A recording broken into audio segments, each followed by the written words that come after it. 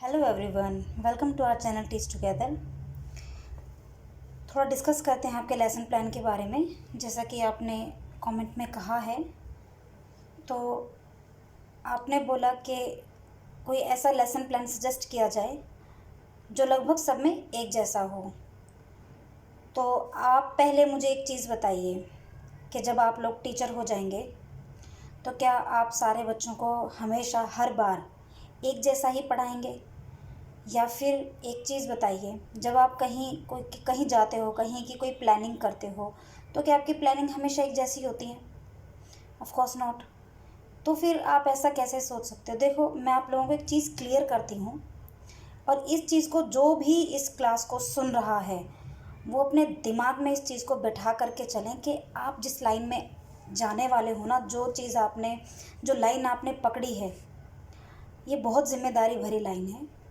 ठीक है, आप इसको किसी और अदर जॉब से बिल्कुल भी रिलेट नहीं कर सकते। अगर कर रहे हैं, अगर आप इसको एक छोटी जॉब समझ रहे हैं, तो आप बिल्कुल गलत हैं। ये बहुत बड़ी जिम्मेदारी की जॉब है और इसको बहुत ईमानदारी से आपको आगे चल के करना है। आ रही है बात समझ में? आप खुद देश का भविष्य हैं और आने वाले भविष्यों का भार आप संभालने वाले हैं। तो देखो, प्लीज़ तुकबंदियों से दूर रहो, मेहनत करो। मेहनत से अच्छी कोई चीज़ नहीं होती। लेकिन फिर भी मैं आपको थोड़ा बहुत इतना समझाऊंगी कि आपको ज़्यादा दिक्कत ना हो। देखो, सबसे पहले बड़ी बात तो ये है कि चीज़ों को समझते हुए चलिए ना। ज़रूरत क्या है उनको रटने की या फिर वो करने की? कोई लेटर थोड़ी ना है ये आपका, कोई म्यूनसिपल को लिखा हुआ या फिर एमसीडी ऑफिस को लिखा हुआ कोई ये लेटर थोड़ी ना है जिसको आप इसका फॉर्मेट बना बनाया होता है। देखो, इसमें होता क्या है कि बच्चों को जो भी पढ़ाना होता है आप उस चीज़ को पहले से ही उसका लेसन प्लान बनाते हैं, उसकी प्लानिंग करते हैं कि हमको ये चीज़ पढ़ानी है और हमें इसको ये कैसे कैसे पढ़ाना है, ताकि इसमें आपको ही फ़ायदा हो। ये चीज़ कोई याद करने की नहीं है, नंबर लेने की नहीं है। अगर आप सच में एक टीचर होना चाहते हैं तो ये आपके लिए एक सबसे महत्वपूर्ण, सबसे नेसेसरी, सबसे एसेंशियल चीज़ लेसन प्लान ही होती है। आप थोड़ा सा इसको रीड करें, थोड़ा सा इसको जानें, इसके बारे में थोड़ा सर्च करें कि लेसन प्लान एक टीचर के लिए सबसे बड़ी ताकत होती है। तो इसको अगर आप धीरे धीरे समझेंगे, करेंगे, तो आपको हो जाएगा। ठीक है, आप इसके लिए यूज टू हो जाएंगे और इतना कुछ बदलाव नहीं होता। आप ईमानदारी से पढ़िए, मेहनत से पढ़िए, इसमें कोई बड़ी बात नहीं है। चलो स्टार्ट करते हैं। देखो, आपने सबसे पहले करना क्या है, आप लोगों को बनवाए भी तो होंगे ना लेसन प्लान, तो इतना तो हो जाता है यार। देखो, मैं प्लीज़ आपसे कोई ऐसी चीज़ नहीं बोलूँगी। मुझे कोई कोई प्रमोशन नहीं चाहिए, कोई वो नहीं करना है मुझे। तो जो चीज़ जायज़ है वो जायज़ है, तो इस पर मेहनत करो, इसको बनाओ, और यही आपकी टीचर की सबसे बड़ी ताकत लेसन प्लान ही होती है। ठीक है, तो इसको समझो। आप करेंगे, 2 से 3 दिन लगातार करेंगे तो हो जाएगा। तो देखिए क्या लिखा है। सबसे पहले पीटी मतलब प्यूपिल टीचर रोल नंबर। ठीक है, जो भी आपका रोल नंबर होगा आप ये यहाँ लिखेंगे। अभी तो जब आपको एग्ज़ाम में ये आएगा तो ऐसे ही इसको भी लिखने की ज़रूरत नहीं है। ये जो प्यूपिल टीचर रोल नंबर है, इसको लिखने की कोई ज़रूरत नहीं है। लिखना चाहो तो लिख देना, ना लिखना चाहो तो मत लिखना। लिख दोगे तो भी नंबर नहीं कटेगा, नहीं लिखोगे तो भी कोई वो नहीं है। हाँ, यहाँ से आपको ये मस्ट स्टार्ट करना है। ठीक है, ये असल में जो फॉर्मेट तैयार किया गया है ना, ये इसलिए तैयार किया गया है, ये वाला जो फॉर्मेट है आपकी बुक में भी यही फॉर्मेट होगा होपफुली, कि जब आप लोग स्टूडेंट्स को पढ़ाने गए थे स्कूल में, जब आपकी ये टीपी लगी थी, तो उस टाइम में आपको यही सब फॉर्मेट से आपको तैयार किया गया था, क्योंकि वहाँ पर आप प्यूपल टीचर का रोल नंबर लिखना होता है, यानी कि आप लोगों का। ठीक है, और जब ये आपके उसमें आएगा ना, एग्ज़ाम में आएगा, तो आप इसको स्किप कर सकते हो, कोई दिक्कत नहीं है। तो लेकिन यहाँ से स्टार्ट करना ये मस्ट है। आपको क्वेश्चन दिया होगा कि भाई आपको क्लास 4 के लिए, इसी को हम आधार मान के, इसी को बेस मान के अगर हम करें, तो आपको क्वेश्चन दिया जाएगा कि भाई क्या बोलते हैं, क्लास 4 के लिए आपको लेसन प्लान बनाना है, और क्या बोलते हैं पोयम, ये पोयम है और इस पर आपको लेसन प्लान बनाना है। ठीक है, इंग्लिश में जैसे करके लिखा होगा। तो देखो, सबसे पहले आप लिखेंगे क्लास 4, फिर सब्जेक्ट, जो भी सब्जेक्ट है, फिर टॉपिक का नेम, फिर उसके बाद यहाँ पर डेट, पीरियड, पीरियड यानी कि कितने कौन सा पीरियड है, फर्स्ट, सेकंड, थर्ड, फोर्थ। ठीक है, यहाँ पर आप फर्स्ट एंड सेकंड इनमें से कोई एक लिख देना। ड्यूरेशन के आपका आप कितने टाइम के लिए करवा रहे हैं, कितना टाइम लगेगा। जनरली 45 मिनट होते हैं, ठीक है, 35 मिनट भी होते हैं।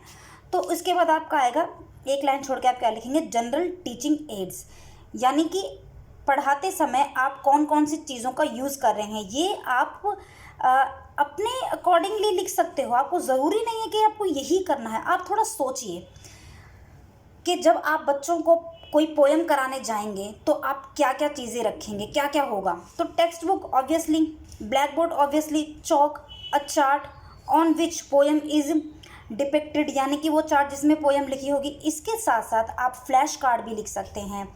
इसके साथ साथ आप कोई मास्क भी लिख सकते हैं। मास्क क्यों, मान लो कि भाई टीचर थोड़ा सा बच्चों को एक नाटक करके बच्चों को समझाने की कोशिश कर रहे हैं, ठीक है, या फिर कुछ और चीज़ जिससे कि बच्चों को पढ़ने में, सीखने में कन्वीनियंट लगे, ठीक है। आप कुछ भी यहाँ पर डाल सकते हैं जो कि सीखने सिखाने के लिए, बच्चों को सिखाने के लिए बेहतर होता है।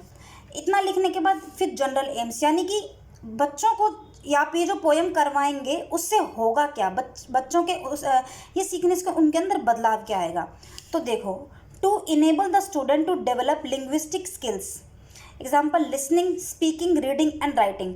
अब जब आप इंग्लिश सिखाएंगे तो आप इसको दिमाग में रख लीजिए कि जब भी आप इंग्लिश पढ़ा रहे हैं बच्चों को, तो ये चीज़ आप लिख ही डालना, हर बार लिख देना, इसमें कोई दिक्कत नहीं है। कि टू इनेबल स्टूडेंट, के बच्चों को इनेबल करना लिंग्विस्टिक स्किल से, कि वो सुनेंगे, लिखेंगे, पढ़ेंगे, ठीक है। तो इससे उनका डेवलप लिंग्विस्टिक स्किल, उनकी यानी कि भाषा से संबंधित उनकी स्किल डेवलप होगी। स्पेसिफिक एम, यानी कि जो उनका जो स्पेशल एम है आपका, के स्पेशल एम बोले तो कि जिस पोएम को आप पढ़ा रहे हो उस पोएम से क्या गेन होने वाला है। आई बात समझ में? तो क्या है ये, to enable the peoples read the poem with proper stress, rhythm and intonation, यानी कि इस पोएम के माध्यम से आप बच्चों को प्रॉपर स्ट्रेस सिखाएंगे, रिदम सिखाएंगे एंड इंटोनेशन। तो प्रॉपर स्ट्रेस का मतलब क्या होता है कि कहाँ पर बच्चों को ज़्यादा ठहराव लगाना है, कहाँ पर बच्चों को कम ठहराव लगाना है। कि जैसे बोलते हैं ना कि दूर एक चिड़िया आई, तो ये दूर जैसे मैंने इतना लंबा खींचा तो इसको हम एक तरीके से स्ट्रेस बोलते हैं। या फिर रिदम के उसको कैसे गा के सुनाया जा रहा है, इंटोनेशन, उसकी जो पिच साउंड है कैसे, क्योंकि देखो पोएम जो होती है, पोएम में तो यही चीज़ चलेगी। पोएम तो कहीं भी पोएम आपको दिया जाएगा तो इस लाइन को आप अपने दिमाग में रख लेंगे और इसको डालेंगे। इसके बाद क्या है second, to enable the student to appreciate the beauty of the poem, यानी कि बच्चों को आप इनेबल करेंगे पोएम के माध्यम से ब्यूटी को, जो सुंदरता है उस, क्योंकि हो सकता है कि पोएम में, क्योंकि पोएम का नाम क्या है, द लिटिल प्लांट। तो अब इससे आपको पता चल रहा है कि भाई जो हमारा जो ग्रीनरी है, जो हमारा एनवायरनमेंट है, उसके बारे में बताया जा रहा है। तो ठीक है, लिख दो सीधा सा, to enable the student to appreciate the beauty of the poem, कि एक पोएम किस तरीके से खूबसूरत होती है, बच्चों को इस चीज़ से बताना। अब इसके बाद फिर क्या होगा कि प्रीवियस नॉलेज टेस्टिंग की जाती है, यानी कि बच्चों को पहले क्या आता है। जब भी कोई टीचर पढ़ाता है तो सबसे पहले ये देखता है कि बच्चों को कितना नॉलेज है, उनका प्रीवियस नॉलेज क्या है।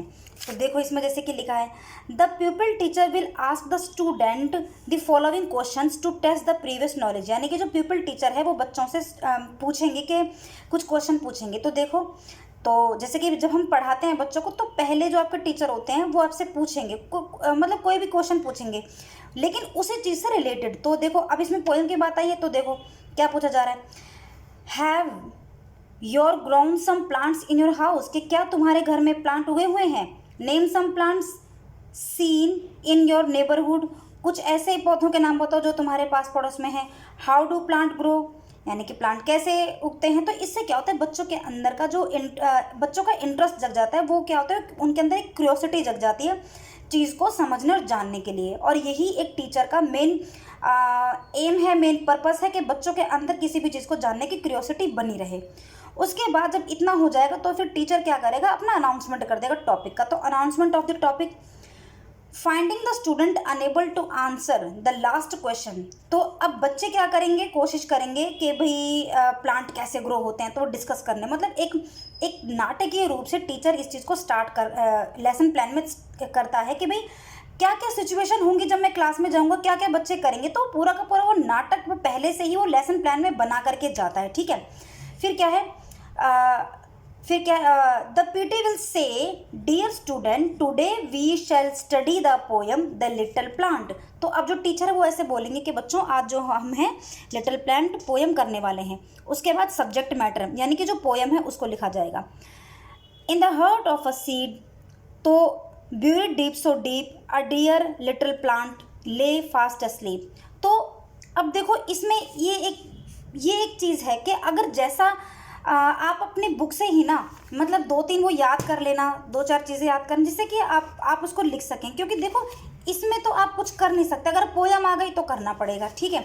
तो ये 5-6 लाइनें लिखने के बाद फिर क्या है, आप प्रेजेंटेशन बनाते हो। तो फिर उसके बाद देखो जो जो आप क्लास में करोगे बच्चों के साथ, जो जो आपको जैसे पढ़ाना है वो सारी चीज़ें आपको डालनी पड़ेंगी।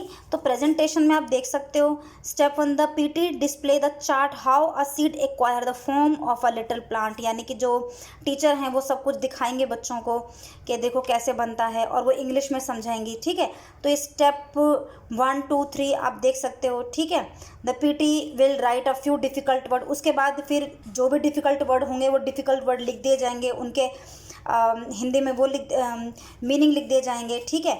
फिर मतलब कहने का मतलब ये कि कैसे उसको ऑर्गेनाइज करना है, कैसे क्लास को मेंटेन रखना है, ठीक है। वो सारी चीज़ें एक एक करके स्टेप वाइज लिख दी जाएंगी। फिर उसके बाद क्या होगा, उसको दोहराया जाएगा, ठीक है। ये इसमें लिखा है रिकैपिचुलेशंस। तो इसमें क्या है, in order to test the comprehensions of the poem the PT will ask the following questions to the class, यानी कि चेक करने के लिए कि बच्चों को कितना है कितना नहीं, तो वो क्वेश्चन करेंगे। तो क्वेश्चन जैसे कि आप देख सकते हो ये सारे हैं, ठीक है।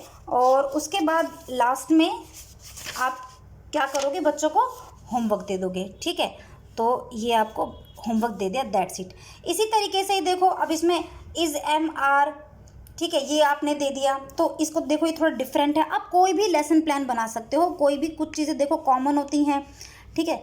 और देखो टॉपिक के अकॉर्डिंगली होता क्या है कि लेसन प्लान जो है वो थोड़ा सा चेंज हो जाता है, और इसमें इतनी परेशान होने की ज़रूरत नहीं। भाई देखो आप टीचर बनने जा रहे हो यार, आखिर को तो ये तो करना ही पड़ेगा ना, इतनी मेहनत भी नहीं करेंगे तो और क्या करेंगे, ठीक है। तो देखो इसमें होमवर्क दे दिया, फिर बाद में मतलब चेक करने के लिए। तो बस ऐसे ही आपका ये लेसन प्लान बन जाना है, और थोड़ा मेहनत करो हो जाएगा, डोंट वरी, इतना परेशान नहीं होते।